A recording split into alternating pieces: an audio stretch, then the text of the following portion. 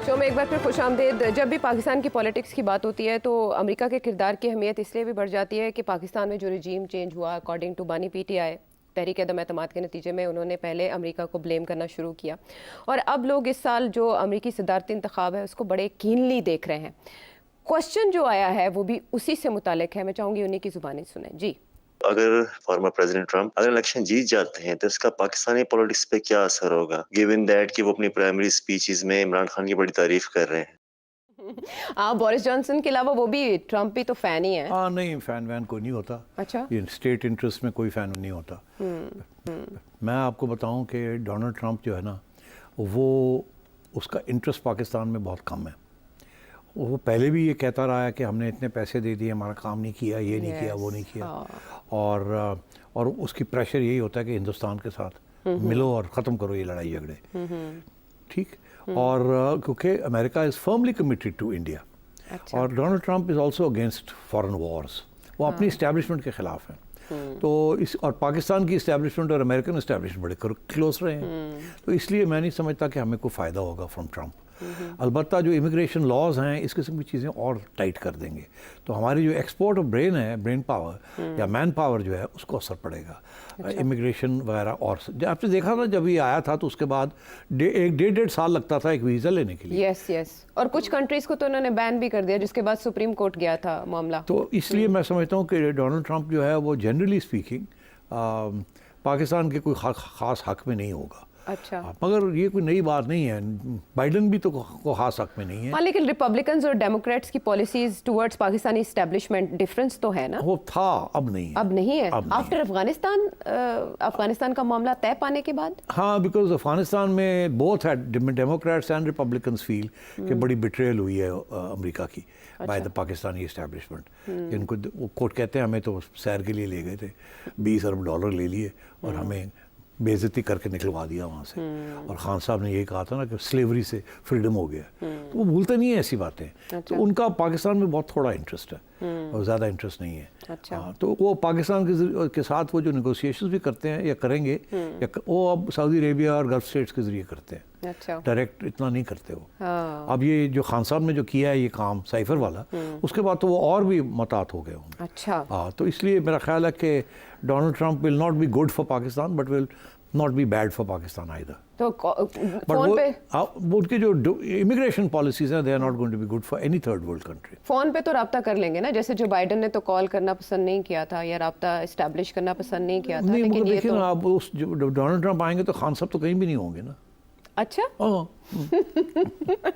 और उसके बाद भी नहीं, थोड़े अरसे बाद भी नहीं होंगे, अभी वापसी मुमकिन नहीं है। जो इरादे हैं हमारे। अच्छा। हमारे तो यही इरादे हैं ना कि खान साहब को जरा कुछ अरसे के लिए जरा हॉलीडे पे रखा जाए। ठीक है जी, तुसी वर्जिश करो, किताबां पढ़ो। अच्छा। ठीक है जी। और वो तो जेल में भी कर रहे हैं ये सब। तो वही तो इरादा है ना कि वहीं बैठ के सब कुछ करेगा। तो डोनाल्ड ट्रंप ये नहीं करेगा कि मैं खान ना गल करनी। अच्छा। कभी नहीं होगा। अच्छा, चले।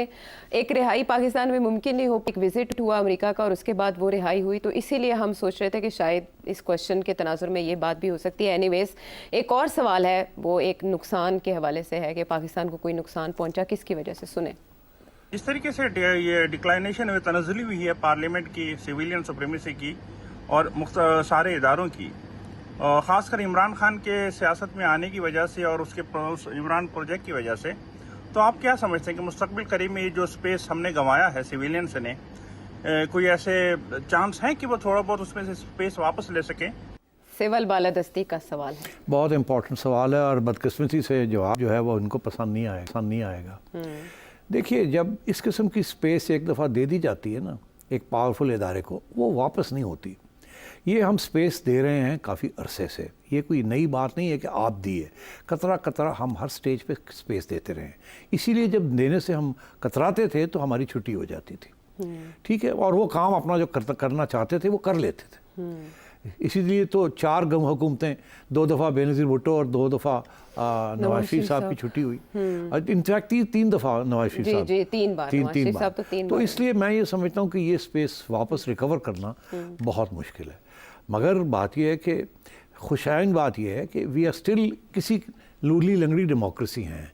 अभी भी इलेक्शंस होते हैं जैसे भी होते हैं, अभी भी मार्शल लॉ नहीं लग रहा, अभी भी अदालतें जो हैं वो बहुत से अहम फैसले करती हैं और कभी कभी कंडी मार जाती हैं, और वो भी प्रेशर आता है तो फिर ये होता है। तो अभी भी एक सेम्बलेंस है, इसीलिए इसको हम हाइब्रिड रेजीम कह रहे हैं। मैं समझता हूँ कि ये हाइब्रिड रेजीम जो है ये अब एक पैटर्न बन गया है, ये यहाँ से रिट्रीट करना मुश्किल हो जाएगा। अच्छा, सिर्फ पाकिस्तान के लिए नहीं, मैं सारी दुनिया में ये देख रहा हूँ कि डेमोक्रेसी 60 से ज़्यादा ममालिक जो हैं उनमें डेमोक्रेसी रिसीड कर रही है। Right. अभी एक पूरी रिपोर्ट आई है इसके ऊपर, डेमोक्रेसी के ऊपर, कि डेमोक्रेसी बढ़ रही है या कम हो रही है। और हर जगह at least in 60 countries out of 180 countries जो यूएन के हैं, वो उनमें से डेमोक्रेसी इज विड्रॉइंग, कमज़ोर होती जा रही है। Yes. और इनफैक्ट लोग तो ये कह रहे हैं यूरोप में भी और अमेरिका में भी डेमोक्रेसी जो है वो रिट्रीट पे है। तो अगर वहाँ ये हो रहा है जो कि होम ऑफ डेमोक्रेसी है, और क्योंकि हालात इस किस्म के हैं, पॉलिटिक्स इस किस्म की चल रही है, पॉपुलिज्म इस किस्म की बढ़ रही है, और पॉपुलिज्म जो हमेशा एंटी डेमोक्रेटिक होती है, Right. वो मेजॉरिटेरियनिज्म जिसे कहते हैं, क्योंकि जब किसी को मेजॉरिटी मिल जाती है तो वो लगाम उसके ऊपर कोई नहीं रहती। उस किस्म की मेजॉरिटी जिसके पीछे इतना पैशनेट लोग हों। Right. और इसी तरीके से जो इंडिया में आपने देखा, Yes. डेमोक्रेसी अभी भी वो है, मगर मेजॉरिटेरियन डेमोक्रेसी जो कि टोटलिटेरियनिज्म की आप तरफ जा रही बांग्लादेश है। की भी बात कर लें। तो ये सारे जो है ना, और हमारा भी वही हशर होने जा रहा है अब। अच्छा। हमारे भी स्पेस हमसे जाएगी और ये स्पेस रिकवर करना बहुत मुश्किल हो जाएगा। इस वक्त 3 जमातें हैं, पीटीआई, नून लीग, पीपीपी। नून लीग और पीपीपी ने तो हैंड्स अप कर लिया, ठीक। अब क्या नवाज शरीफ साहब प्राइम मिनिस्टर बन के किस तरीके से चलाएंगे देखने वाली बात है। ठीक है। मगर मैं समझता हूँ कि वो एक हाथ पीछे रखना, बांध के ही चलेंगे। अच्छा। जिस तरीके से इकोनॉमिक सिचुएशन है ना, मुश्किल हालात हैं ये। अच्छा। और ये पीछे हाफिज साहब और ये सारा एजेंडा जो अभी बना है, 5 साल का प्लान बन चुका है, ये पीछे हटने वाला नहीं है। तो ये चलेगा, करना पड़ेगा। बाकी जो भी प्राइम मिनिस्टर बनेगा करे, वो सो के अपने कंस्टिट्यूंसीज को भी खुश रखना है। But at the end of the day ये जो एजेंडे बन रहे हैं अभी, इनको चलाने पड़ेंगे। ठीक है। तो ये स्पेस तो चली गई है। तो पीटीआई से हाथ मिलाने की सूरत में भी नहीं वापस हो सकती कि सब अब इकट्ठे जो हो वो जाएं? बहुत ख़तरनाक सवाल है, तो आप इस पे थोड़ी सी तबसरा करने की ज़रूरत है। टाइम है तो फिर करूँ, नहीं तो फिर ये वक्त कल। खत्म है, क्या वन लाइनर आ सकता है? अगर इमरान खान वापस आ गया किसी न किसी सूरत में, तो ये स्पेस वापस लेने की कोशिश फिर करेगा वो। अकेला Imran Khan PTI, with the help of PTI, only PTI? देखिए वो तो फिर हेल्प जो है, जहाँ से रेजिस्टेंस आ रही है इस वक्त, फिर वहीं से हेल्प भी आएगी ना। ठीक है। अब आप इससे ज़्यादा नहीं, समझ गए। यानी वो पहले कहा करते थे कि सिविल बालादस्ती का आलम जो है वो नवाज शरीफ साहब से बानी पीटीआई के हाथों में मुंतकिल हो सकता है। सेठी साहब का इशारा कुछ उसी तरफ था, लेकिन अनप्रेडिक्टेबल। मगर हाँ, वो स्पेस जब वापस जाएगी Then? तो वो डेमोक्रेसी की तरफ नहीं जाएगी, वो मेजॉरिटेरियनिज्म की तरफ जाएगी, पॉपुलिज्म और मेजॉरिटेरियनिज्म। जो ठीक है। पहले उनका खाता था। बिल्कुल ठीक, वही उसी खाता की फिर तरफ से शुरू फिर करेंगे। से शुरू कर देंगे, और ये बात उधर काबिल कबूल नहीं है कम अज कम। ठीक है। और भी बहुत से सवाल यकीनन आपके जहनों में होंगे। आपके सामने है टेलीफोन नंबर, इसके ऊपर आपके सामने है नंबर, इसके ऊपर वीडियो ऑडियो मैसेज के जरिए अपना सवाल सेठी साहब से पूछिए और अगले प्रोग्राम तक के लिए इजाजत दीजिए।